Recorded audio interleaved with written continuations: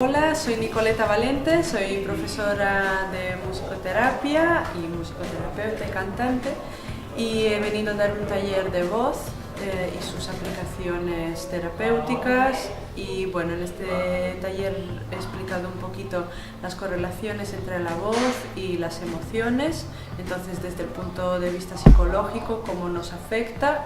Y bueno, hemos hecho unos ejercicios para reconocer mecanismos internos, personales, y luego hemos ido ampliándolo hacia la creatividad, la desconexión, el juego.